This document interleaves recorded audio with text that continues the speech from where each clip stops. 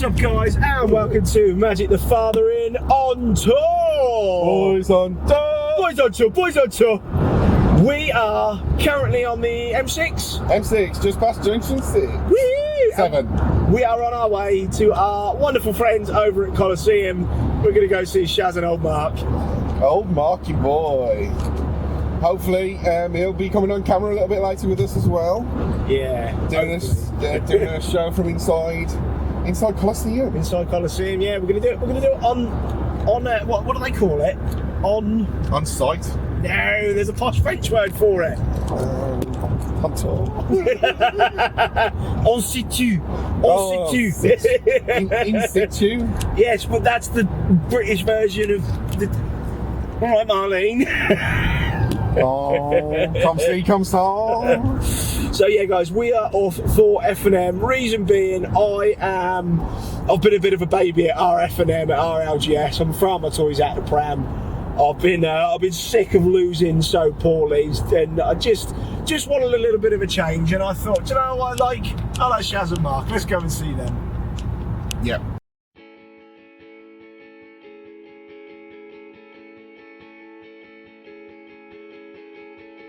I see stars from where you stand,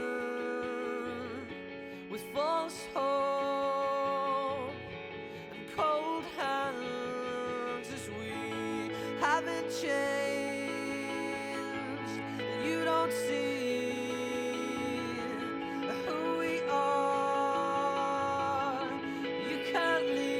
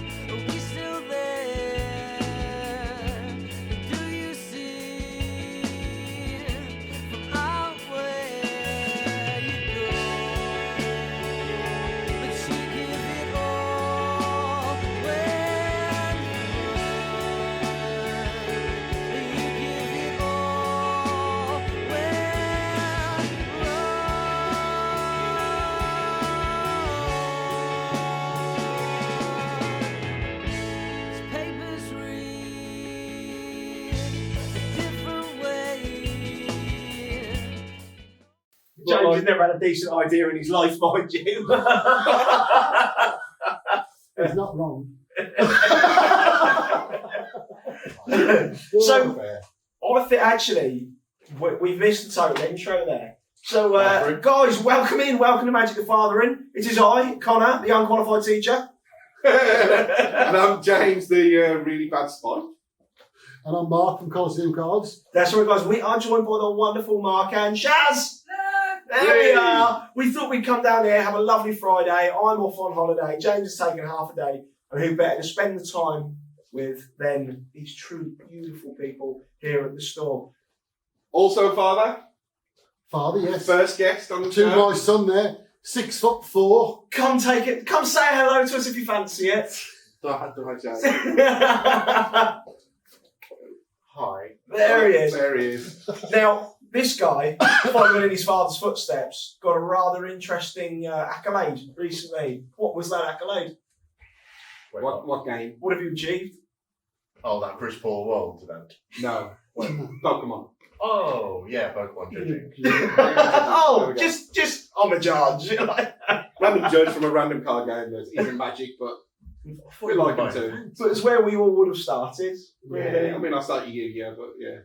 Yeah. The boys, a little. Started playing Yu-Gi-Oh. Started playing Yu-Gi-Oh. Right. Okay. Now, see, I started collecting Pokemon, played Yu-Gi-Oh, and then. I was not going to last any longer with balance. Balance is not on my side today. And then I took a very, very, very long hiatus from the whole system. You sort of get to 14, 15, 16-year-old, you get a lot of stick at school, you're still playing with cards, and obviously someone with a personality such as mine, I was never one to be. Always follow the crowd, comment. Yeah, so they couldn't quite find the match between. So this guy plays with pretty bits of cardboard, but he's also quite a handful in the classroom. I just want to say to any of you guys out there, regardless of whether you are a handful or you're very expressive, follow what you enjoy, play your cards, please, for the love of God, because I never realised how miserable I was until I managed to find the game of Magic the Gathering. And since I've played it, I've made acquaintances, I've made friends. Whoa, that seems harsh. Never mind. But you say that though, you know, just last week we had a birthday party.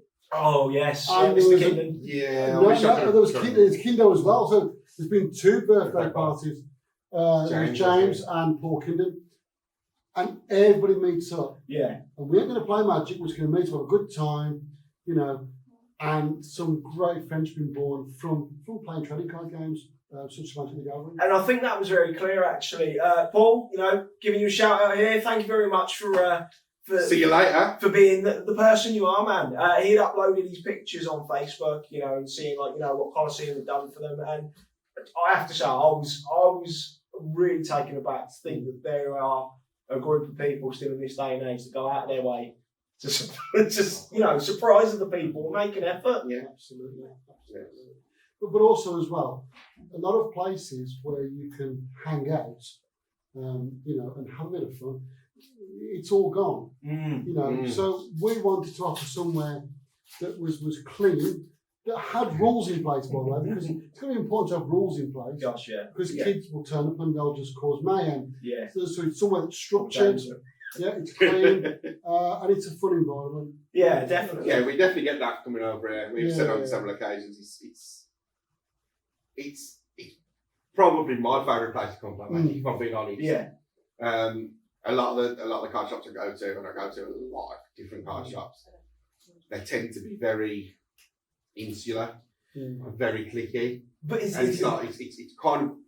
It's a different mindset here, I find. But I'm going to throw this on its head here, James, because actually 3 years ago when I walked through the doors of Phoenix Games, that's exactly what I experienced with you and our friends now. Yeah. So there was the clique of the Spike sitting at the back, there was James, you know, amongst the others there.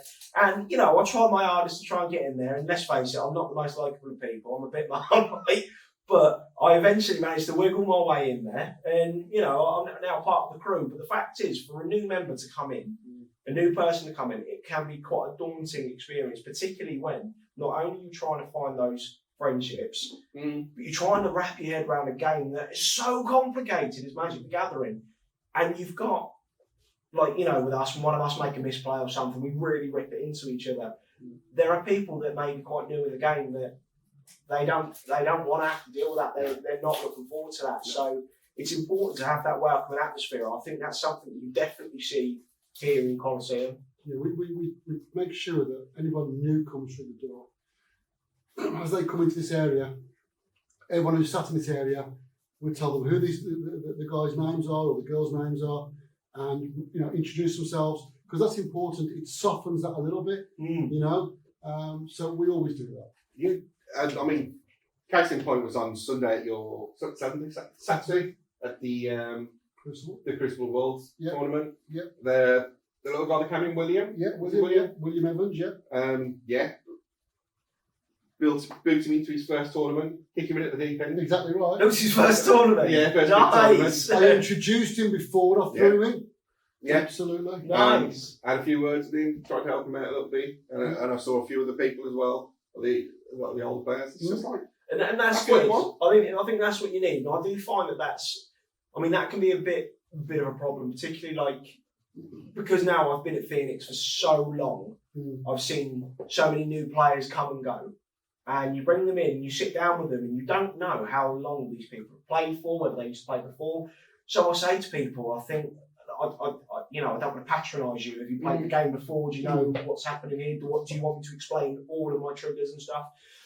And even when you're being that sort of polite, I find I worry that I come off as quite false in it. But I'm genuinely like trying to be happy, like trying to help. Yeah. But you come off as patronising. That's a, Without it's a fine meaning line. to, Yeah, yeah. it's a fine line. It is. It's a fine line. How, I don't know how you measure that. It's Can't. really helpful. But I've never had that here, and I've never seen that here. Any time I've ever seen someone question something, like, I mean, I've not played here a lot, but when I have been here, there was an interaction that I was a bit confused about, this match manipulation, malarkey, and the judge we had on hand at the time was nothing but stellar. You know, he would come in, he said, actually, the rules work this way on the subsection clause X, Y, and Z. And then he said, don't argue me because I'm a judge. But it was a really amateur mistake from what's, you know, I'm a relatively seasoned player, not a good player, I'm a seasoned player. I should know those interactions, but no one in the store here took it upon themselves to really make me feel stupid. No. I disagree. Except for you. It was against me, and I made you feel very stupid about it. But then I wouldn't do that against anybody else. I'd only do it against you. Yeah. Because I think that's, same from what you said before, is a different, I think I'm a very different person to what I was now than what I was then. What, 4 weeks ago? What happened? No. I mean, like, when you said you come into the store to start off with, I feel I'm a very different person. Well, the thing is, though, we're all human and we all make mistakes. Yeah. You know, 100%. and no matter what level we are in You magic, shouldn't be making those mistakes. well, you say that, well, there was people in the room who actually agreed with you. Yeah. So, you know, it wasn't just you. There Which was then people- threw all the debate round, wasn't it? Yeah, so, but no, someone is sick is a thing. And then there was a very complicated rule, which is very not straightforward. Oh, It was yeah. like with the with Massacre Girl. no. With that was another one. That was That's another one. the same game. Yeah. But I called a judge 3 times on James in one game and was wrong every time. there was one with Oko Elkin, Yeah, thing that's enchanted. yeah. Because Because there was this enchantment. because the way that layers work. Layers work, yeah. So if something gives you first strike on +1/+1, Yeah. elk it and remove all different things from it, it loses the keywords, Yeah. but it keeps the pump. Right, okay. So it's unintuitive. Because that's not an ability, is it? No, because it's the way that layers work. So Yeah. power comes above where you change it. Stop it, Unless sorry. it's Tamagotchi, that's different. That would just make it a star 2, wouldn't it? 0-2. Because pumping happens above level 7A, so 7B. 7A is your characteristic vulnerabilities, so they don't become affected by it's. Connor's just looking blank into the field. There's like. So do I tap this island? And basically, what my point is making is if you put an aura onto a creature and then you take away the keywords The abilities. or the thing that says take away all abilities, you'd assume it takes away all the card or none of the card. Yeah. But it doesn't. It takes away the keywords but leaves the pump. And it's just so unintuitive. And that's such a complicated. And this rule. just goes to show that, you know, someone like myself that plays FNM, that's it. You know, I'll play a couple of games on Arena like that. There are games that even rules that even 3 years down the line I've not even heard of, let alone even considered to try and fix. You just take for granted. Yeah. And that's why you have judges, guys. Be kind to your judges. But another reason why things work for us, in terms of the community and how it all works in here, is that we're a family. That's really important. I'm not knocking other gaming stores, by the way. You know, a lot of gaming stores Absolutely. have people who run the store, but they are gamers themselves. Yeah. We're not gamers as such. We like to play the game, obviously. But my wife has an opinion on things, and I have an opinion on things. And then Your opinion don't count. My opinion. and That's marriage. and we work together with that. And she sees things that I don't see, and vice versa. So we're caring as well, and that's really important. You have to care about your community. So we are built on the community, and the community will always come first for us. Good. And that just, you know, is so important. And again, that speaks volumes with your social media, because you can see like with the birthday parties that you put up, and every day when you put a photo up of like what event you've had on, what the players are, you're always saying something nice about them. You're always congratulating them on what they've done, and you can really feel as you walk into the store. It's a place that you come in and you think, yeah, I want to sit here and I want to play some games. There's no, you're not worried about any sort of like. And you know from Shazzy's personal mark cleaning the chairs, you're going to sit on something clean. Very No, clean. that's clean. Even Jay has been cleaning the Transformers booster packs. Here's an insight. Right, here is an insight. Every table is normally measured. You've moved tables from the wall, so there's a measurement we use. Yeah. Right. Every chair will be vacuumed. Every table will be cleaned. Every table will be checked underneath for bubble gum, as will every chair. Seriously. This room is measured out exactly, and it takes a long And James just come in and proper ruin this. He's moving tables left, right, and I was centre. trying to get us some space because the lights were off down here. And Shaz went, went, "Do you want the lights on?" Yeah, there we go. Because you've got a lovely picture of the mosaic of War of the Spa. Mosaic, that's not a mosaic. Well, kind of. we measure everything. And No, no, I suppose if you look at the lighting, panoramic. all the Yeah. lighting's even for card games. Yeah. So everything in this store has been done for the comfort of the That in games. mind. Absolutely. So this store is primarily a card store. This is a trading card game store. Yeah, And you do other products. we as you go do. along. We do, but it's mainly trading cards. And that's it. Okay. So, Magic's your first one. Magic and Pokemon. Yeah, I Pretty would equal, say right? so. I'd say so at the moment. Yeah, absolutely. And as you alluded to, you've got Transformers over the back there, but no, not really much Yu-Gi-Oh. Not really much call for Yu-Gi-Oh. We promo stuff on the side. We do get a lot of call for Yu-Gi-Oh, and we're going to bring Yu-Gi-Oh more online as time goes by. But there's only so much we can do, and there's only so many events we can run during a week. So, but we're rejigging slots. So we want the Yu-Gi-Oh players to have somewhere to play as well. Yeah. It's still a great game. They're all great games, and I think it's important with these games that you're not sat at home on your computers. You're out with your friends, interacting. Yeah. You're using basic reading, numeracy. Yeah. You know, using a lot of skills to play these games, and that's important. And these are all the reasons I use to explain to my head teacher why I should do a Magic the Gathering club in my school, which I have been doing for quite some time. It's focused more at the children with social, emotional and mental health difficulties, so those children who aren't necessarily as sociable as other children, or for one reason or another. And what I do is stay in at lunchtime with them, and I teach them the game, and I go through bits and pieces with them. And do you know what? I can see that there are a lot of children that are, now I can only say children because I'm only working with children, but this works for adults as well. Yeah. The fact that you're engaged with what it is, the reading is non-existent come then. Yeah. And so you find that your mental maths ticks up really quickly. It's got such a wonderful impact on development. And I think that's something that goes right the way from cradle to grave. I think no matter what age you are, I mean, as long as you can read the cards. Like you're not 5 years old, but even that, your boy does, doesn't he? Yeah, he's so the eldest one's 8, coming 9 soon. He can read, so he reads the cards. Like the younger one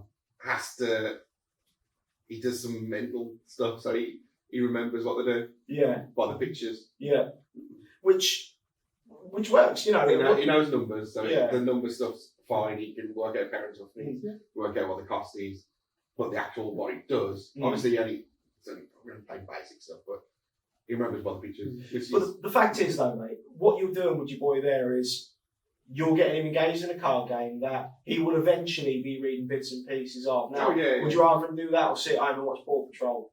I don't get to stop the last bit, but but what it is, you're having that interaction with him there. Yes. He's having that opportunity to develop in many different ways, and this is these are skills that will stick with them throughout life, which is why I really push the playing of the cards at my school. And again, I'd say with anyone out there, if you're wondering about whether you're unsure whether you should go into an LGS or whatever and play some games, just rock up. And if you're in this area, if you're in the Tamworth area, or you have to travel, please come in, guys, and see these wonderful people. They will treat you with utter beauty, as they have done myself. But not so much me.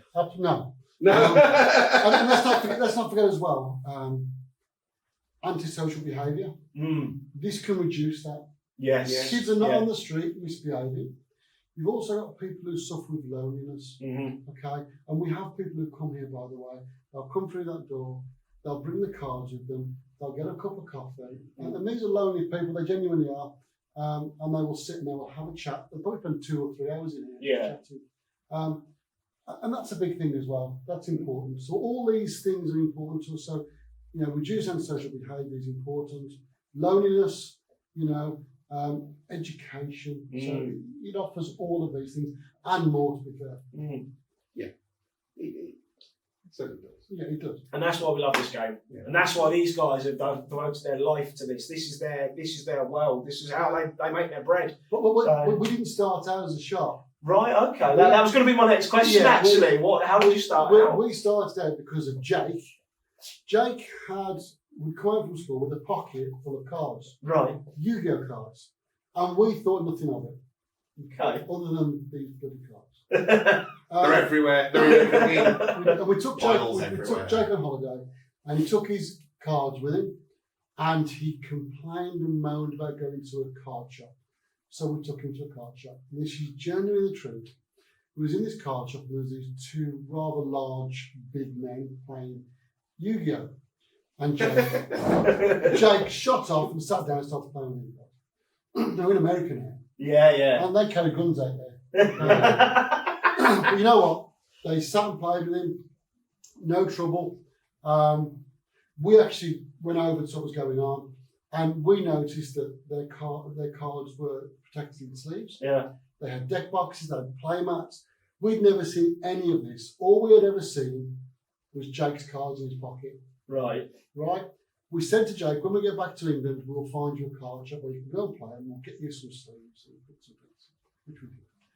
And we came back, and there was no Evan to play. No. So genuinely, we set up a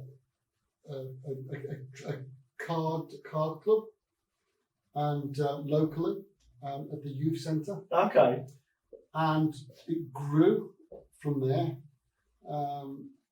And then the kids also wanted the cards and all the accessories that go with it. So we got those in. We found a supplier. We got all those in. And it got to the point where our house was just full of stuff.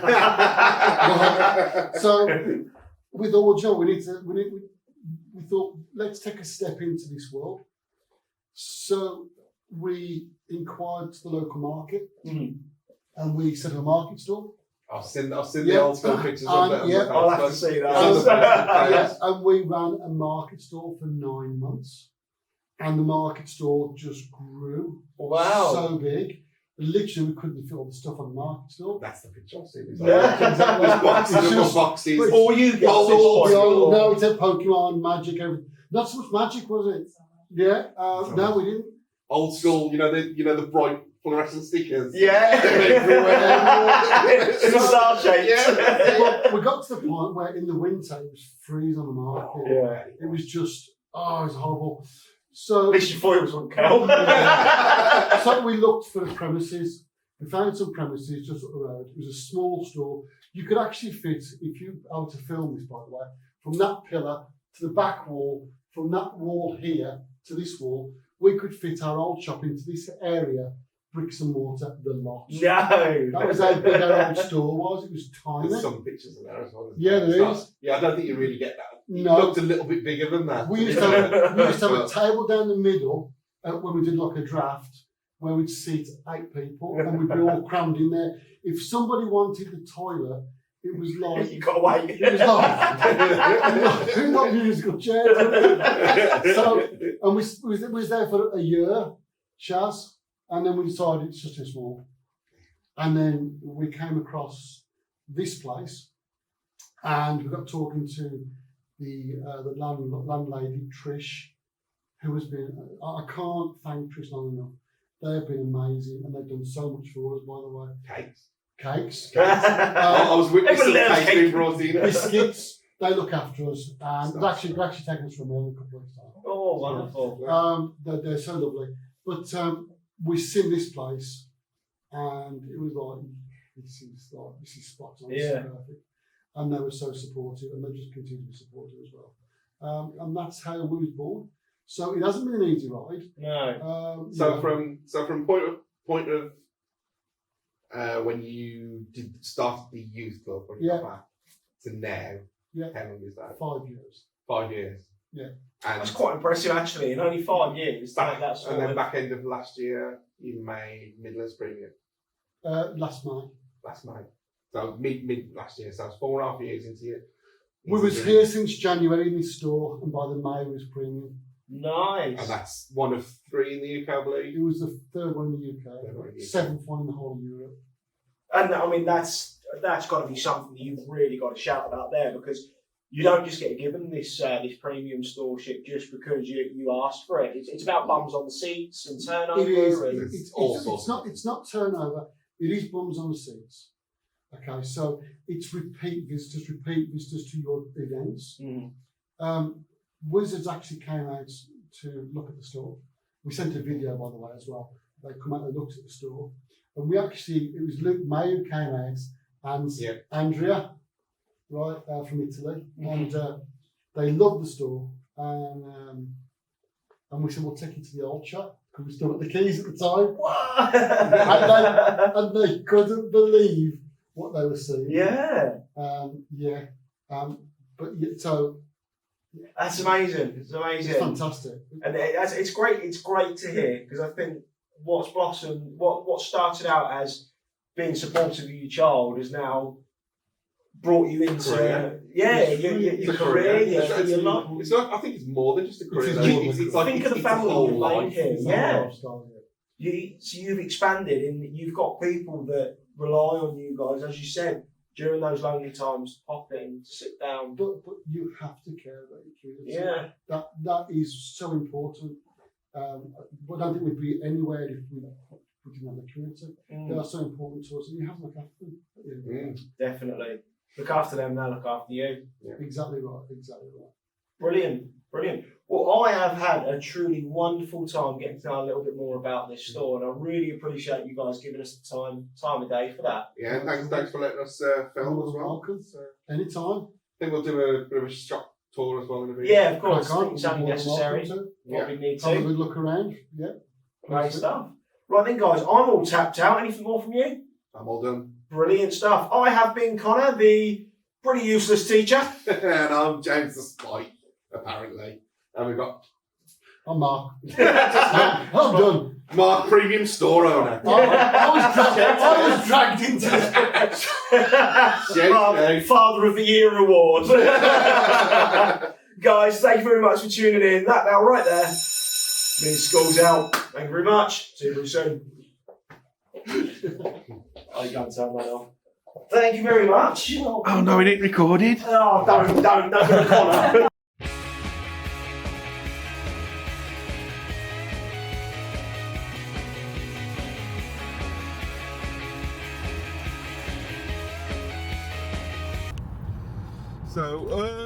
So we've had a bit of discussion so far. Missed most of it for the camera, which is about half the course, because and also because I'm in charge of the camera, we've actually pressed record today, which is a good start. Well, the thing is, though, so we missed a lot of it off because it was just general rambling, but there was a point that was raised that I'm still trying to struggle to come towards. So I'm playing a control deck tonight. Now, you know, if you've been with us from the start, you've seen I've made almost an about face. I hated control almost all my Magic career until most recently, where I saw a bit of a masterclass. Why would you want to say no? I saw a bit of a masterclass of it against our good friend Danny from Uzbekistan. He was on holiday this week. He's on holiday this week, yeah. Sending us videos of him on the beach. Not on. No, it's not cool. Not when some of us have to work. Not when we're stuck with, what is it, Storm Kira and then Storm Dennis, one after the other. But anyway, so I've been playing Azorius Control, and I got myself into Platinum with very little stress. Now the games go on for living ages, obviously, but I didn't stress. I barely lost. Maybe that was just the way the games I was playing against. But I'm now nestled nicely in Platinum, and I've not played it since. So I'm going to try it out tonight at F&M and see if I get anywhere. Now, the issue that I was having was trying to work out the differences between how do I play a control deck well and how do I play it poorly. And you had some things to say about this, didn't you, James? I did. Can't really remember what I said now. Of course. No. So it's all about, personally, I find controls all about knowing what your role is at what point in the game you are. So, for instance, we played some games during the week where On Arena, yeah. Where one of us was quite victorious, the other one was quite salty. I'll leave you to decide which one was which. I was extremely salty. Let me tell you why I was so salty, because James was playing his what is it, Sultai Ramp? Is that what it's called? Simic Ramp. And James was down to 10 cards at this point. And I felt I was in such a dominant position. Like, if this was in a cage, I would be in the full mount and he would be like dribbling on the map. So I thought, right, this is it. So I played my card and I hit pass. I shattered the sky, cleared the board, and then I passed turn, forgetting to play my Fabled Passage, which would have helped me got that last land I needed to keep my absorb up. James proceeds to win this turn. So, when you're playing against Simic Ramp, it's important to realise that the way that they win, more often than not, especially against control, is when you tap out, they will play a devastation for more than X equals 10. Yeah. Which equals you saying bye-bye. So, explain to me then, James, how does this finale of devastation work then? Is it you get creatures from everywhere? Basically, you with this, you need to have at least one other creature on the battlefield, or be able to have another creature created. You cast Finale for 10, which allows you to get a creature with mana X or less onto the battlefield. Mm-hmm. The one of choice is Forerunners End-Rays Forerunners. Yeah, the big pigs. Which is a 7/7 haste vigilance and gives everything else +2/+2 and trample. Right. Now, when you cast a Finale for more than 10, X equals 10, what happens is each creature you control gets haste and +X/+X. So, someone proceeded to get slapped in the face by a forest and the Forerunners, which equaled, I think I did it for 14. Yeah. At that point, so it equaled quite a lot of damage. Because James was on his 4th Nissa at this point. No matter what I did with his Nissas or whatever I held up, he always managed to have a Nissa on the field. Bearing in mind, the way that kind of started the conversation was with James had 10 cards left in his deck. So yes, of course I am going to see all of my Nissas. Yeah. But, so it was one of those things where I thought I had it. I know what mistake I made. However, I'm not certain me not playing that Fabled Passage would have made much of a difference, because if I kept up the 3 mana, James would have known 100% I had an absorb, and he would have played something, I would have countered it, because I would have had to have, and then he would have just played the next thing that killed me. So, you say that, but at this point, you have noticed, or you should have been paying attention to my deck. Yes, in this particular matchup, it's a weird one, in so much of the fact that the control deck's not actually trying to win. All you're trying to do is survive long enough that I deck myself, because my deck basically draws cards, and then plays big things. So is that a legitimate strategy with control then, to leave you to try and deck yourself and just try and survive? In that particular matchup, in the Simic Ramp matchup. So the problem with control as well, is which I'll find that Connor will find later, is that not only do you have to know your deck, you have to know your opponent's deck. Yeah. So the scales goes, obviously, you've got aggro, mid-range, control, and combo. Combo sits... tempo? Tempo is more aggro, just a different style of aggro.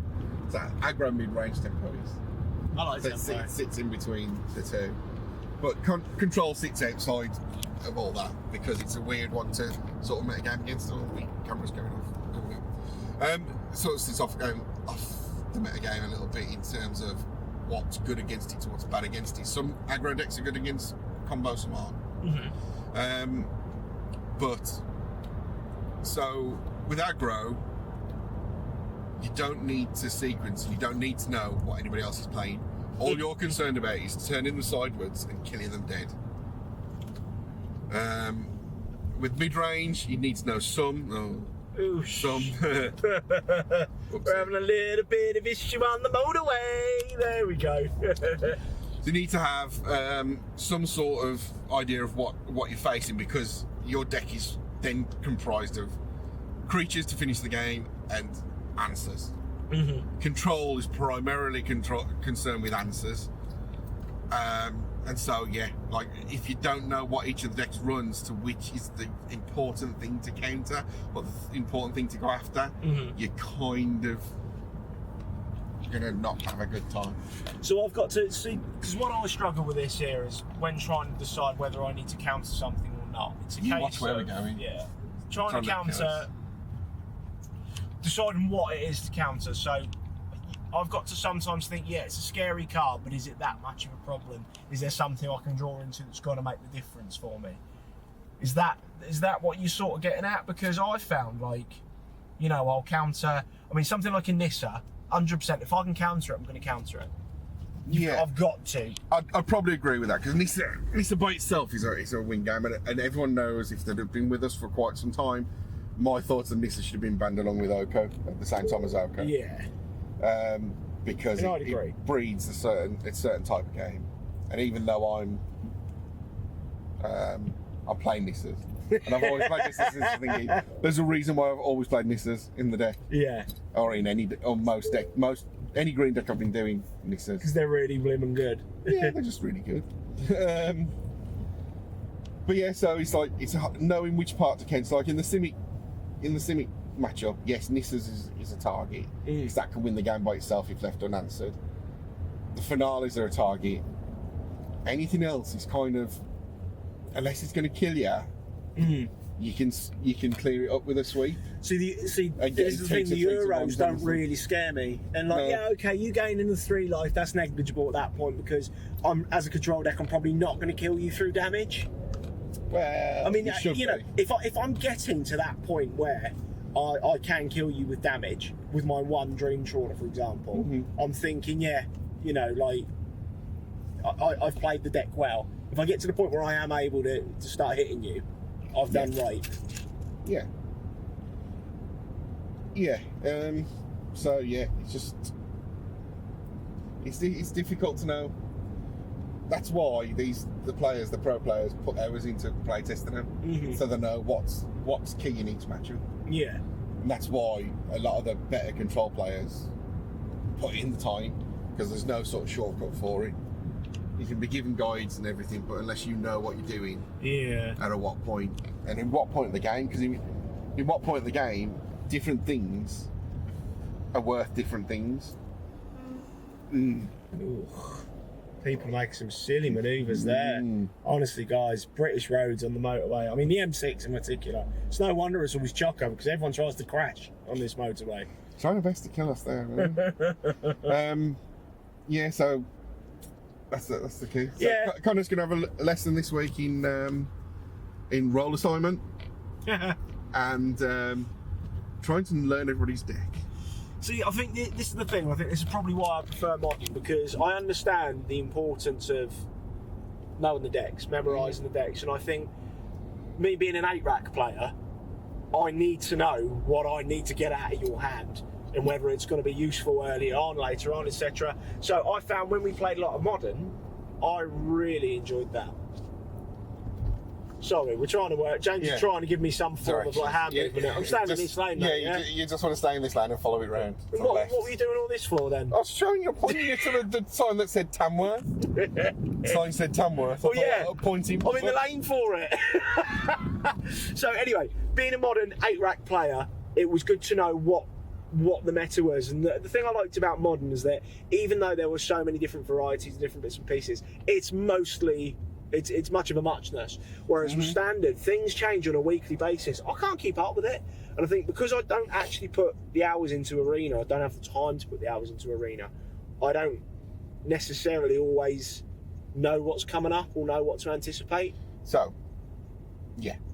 Though it tends to be that although you say it moves quite quickly, it does, but also you're looking at